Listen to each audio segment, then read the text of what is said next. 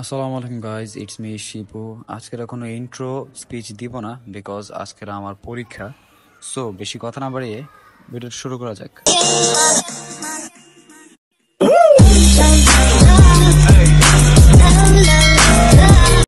সকালে একটু দেরিতে ঘুম থেকে উঠছিলাম কারণ যেহেতু 11টার সময় পরীক্ষা, তাই আমরা অতটা গুরুত্ব দিই নাই। তারপর আমি আর নিয়ন দৌলতপুরের দিকে রওনা হয়ে গেলাম বাই ফিট অবশ্যই। তারপর ওকে বিএল কলেজে আগায় দেওয়ার পর আমি চলে আসলাম ডিনাইট কলেজে। ওখানে মোবাইল ঢুকাইতে দেয় নাই, কিছু করার নাই। তারপর পরীক্ষা শেষে অনেক কাজবাজ করে নিয়নের বাসায় গেলাম,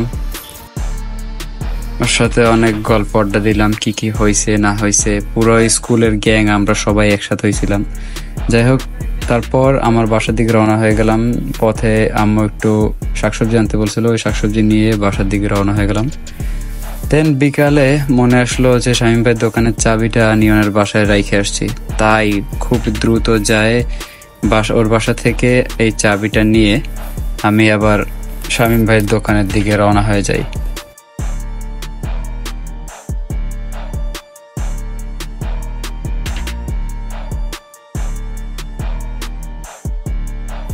আর আমার দোকানের ডেইলি রুটিন শুরু হয়ে গেছে গুছানো।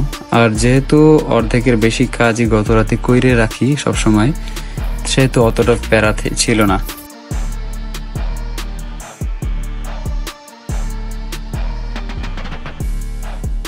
ইব্রাহিম মিয়ার দোকান থেকে এক বালতি পানি নিয়ে এখন টাইম হচ্ছে বোতলগুলো ভরে নেওয়া।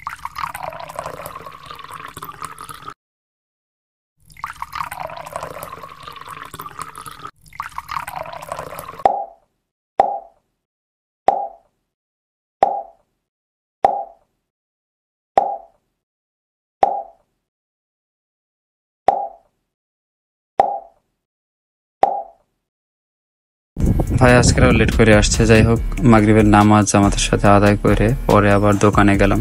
এদিকে ভাই তার গেটিসের জন্য আমার দিয়ে একটা মোজো আনাইলো। তারপরে ছোট্ট একটা ডকুমেন্টারি ওনার করে নিলাম লুকায় লুকায়। আমার বন্ধু নিয়ন আমাদের জন্য চা নিয়ে এসে তারপরে ওকে একটা গিলা কলিজার মুড়ি খাওয়াই। দেন আমরা গল্প আড্ডা করি অনেকক্ষণ ধরে। তারপর ভাই একটু কাজে বাইরে যায়, আর আমি আমার মাস্টার শেফ ট্রিকগুলো ইউজ করে কাস্টমারদেরকে হ্যান্ডেল করতে থাকি। ইট ওয়াজ ফান, ইউনো। আর যেহেতু আমার একটু রান্না বান্না হোক বা এই রিলেটেড কাজগুলো করতে ভালোই লাগে, সেহেতু আই ওয়াজ এনজয়িং ইট।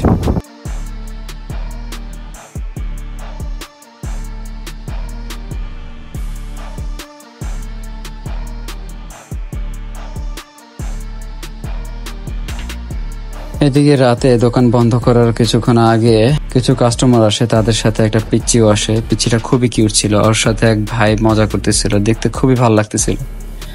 দেন এখন আমার গুছানো প্রায় শেষ and I am going to my home.